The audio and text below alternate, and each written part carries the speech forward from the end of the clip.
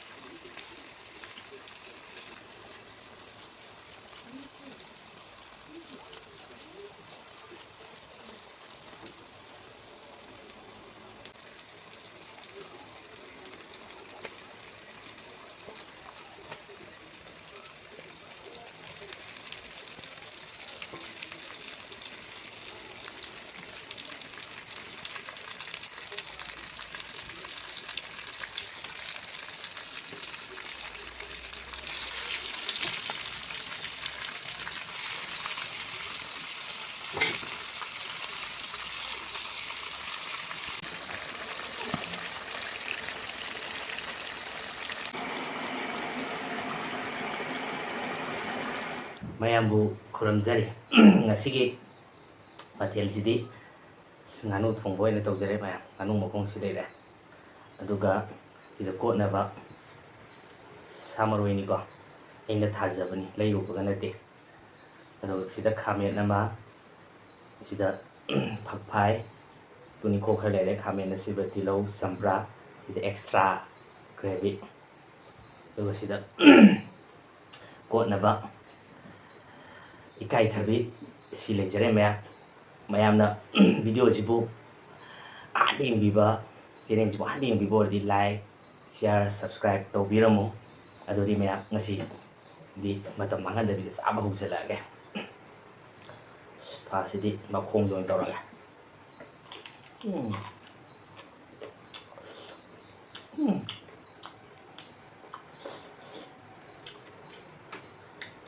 ꯁꯥꯊꯤꯅ ꯍꯥꯎꯋꯦ ꯉꯥꯅꯨ ꯆꯥꯗ ꯀꯨꯏꯔꯦ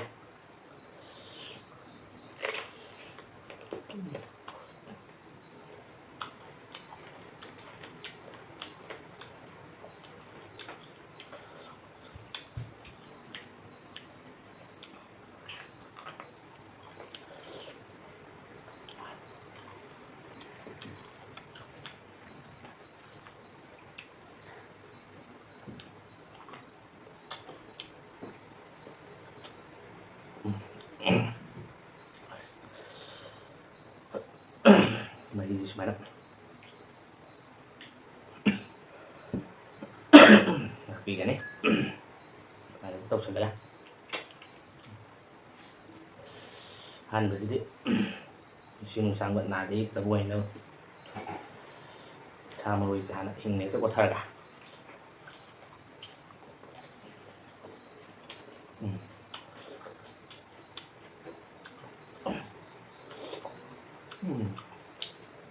ꯑꯁ ꯅꯆꯤꯟꯊꯤ ꯌꯥꯗꯦ ꯐꯖꯅ ꯍꯥꯎꯔꯦ ꯑꯗꯨꯁꯦ ꯑꯁ ꯉꯥꯅꯨ ꯃꯊꯨꯟꯗꯨꯅꯦ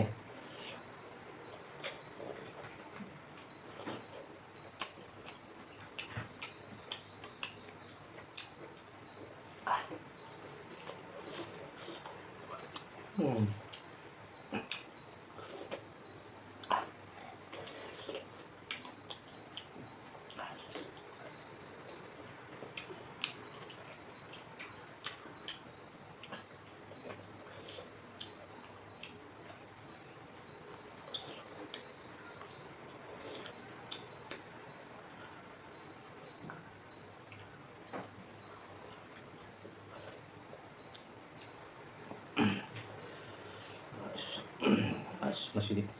ꯅꯩꯔꯒꯦ ꯐꯨꯜꯂꯁꯨ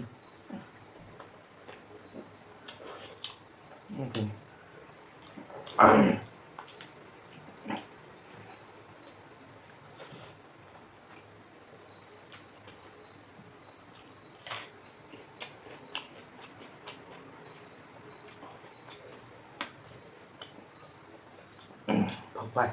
ya kalidaga umurok na metpa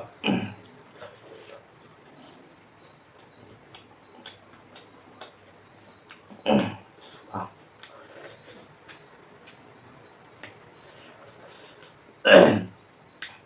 baik sayang ya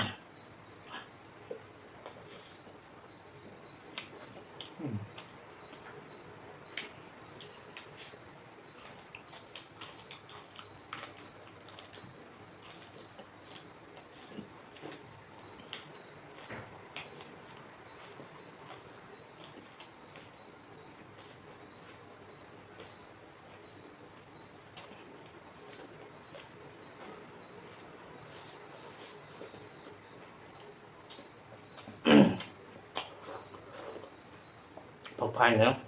umurok na gusto mo niya na nakusugan na ang humanin miyat pa na kasi manandide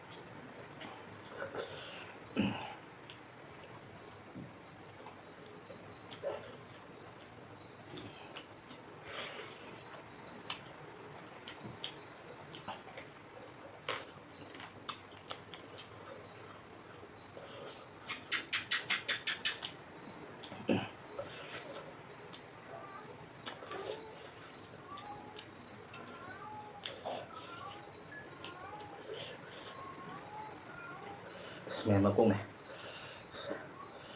masih dikarap wah tulisan nakarap yan energy sakra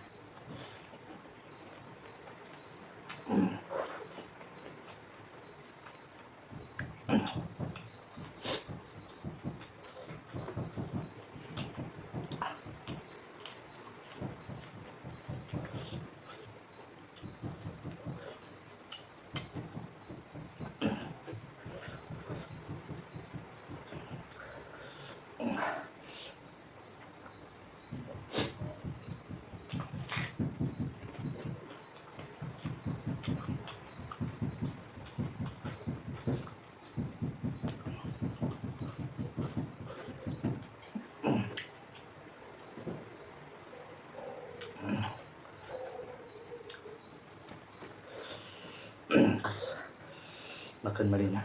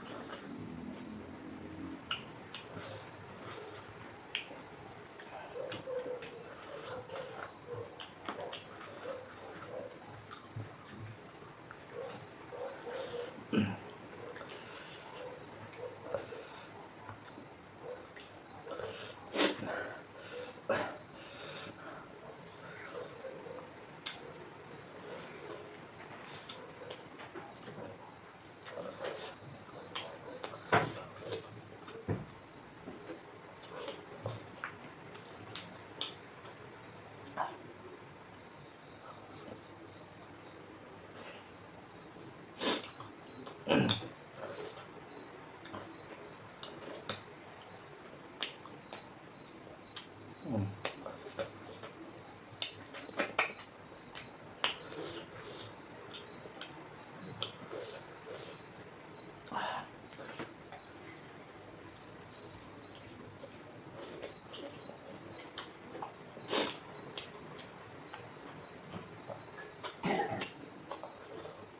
อืม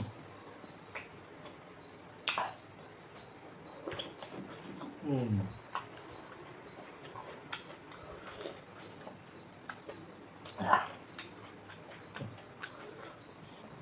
พวกน้ำยำแบบนี้นะอ่ะเอาไป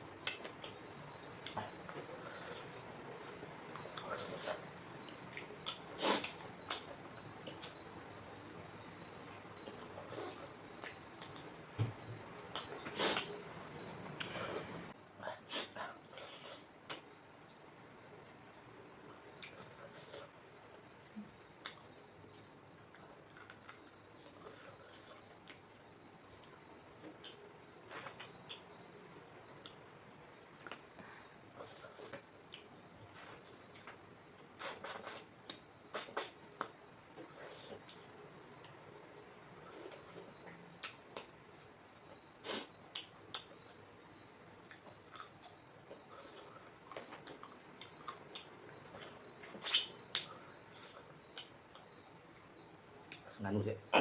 cái đi vào ngắn ngồi với vào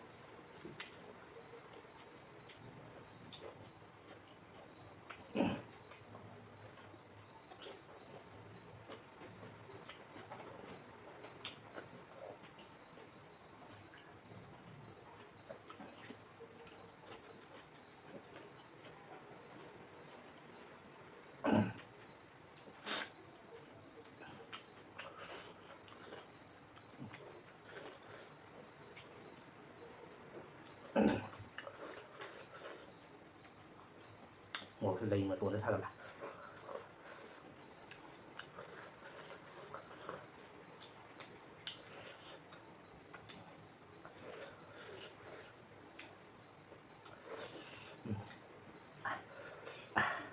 ꯉꯁꯥꯏꯗꯤ ꯎꯏ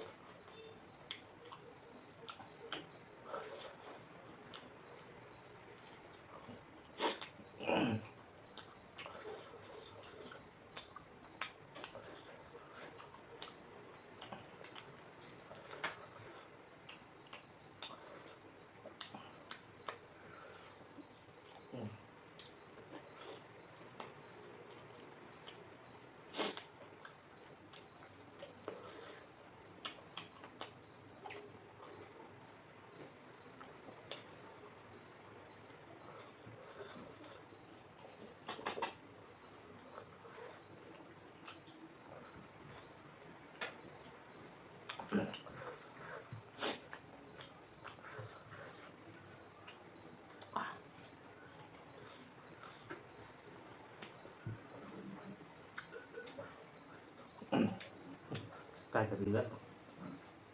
ai biết đến nó dân thiền là bé bé kia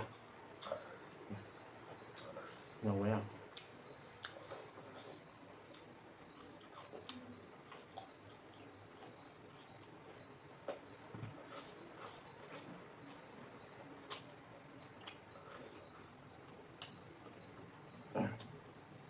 cuốn được rồi sẽ lại ai thật gì đấy tốt tốt hả làm trái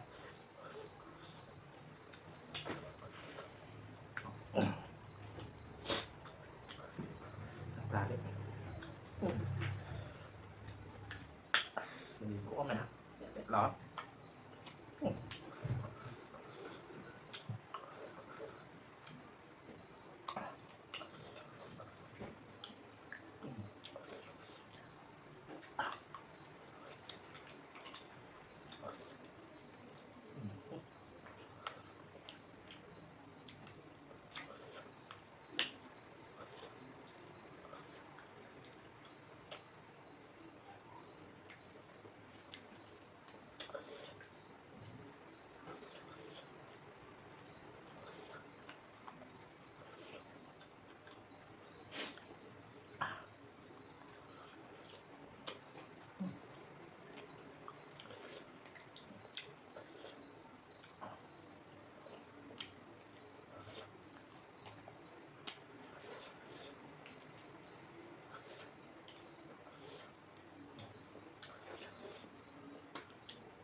Sarusian super sih dia kamera tuh di kai dan behind the scene besar ya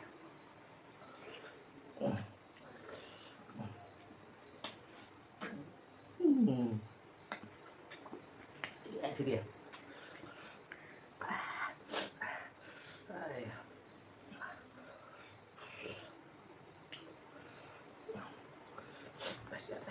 wanita lah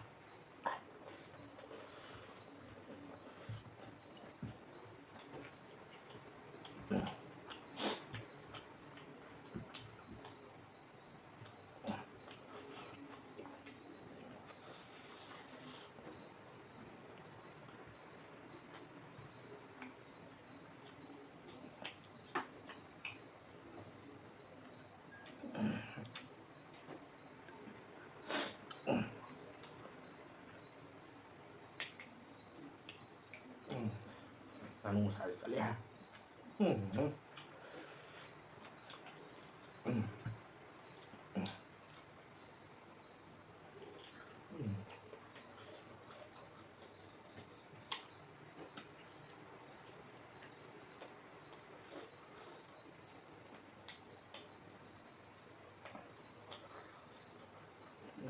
nanti kandung gak ada siapa ngambil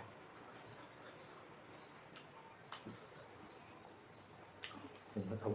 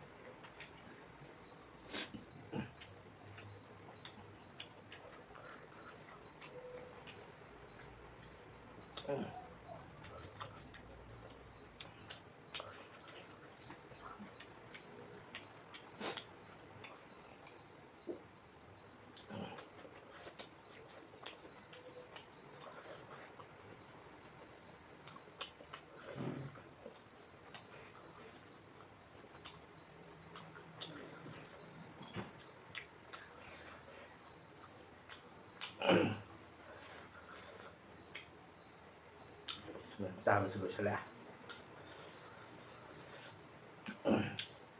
먼저 làm mẹ sao vậy mà tạm cái đuổi đấy nhà mình ngoài bị tạm cái video chứ rồi bóng tay nhàng biểu mà thân gì ngoài nó mà video ta quên mất là chuyện là video xem em mà see thì em bye bye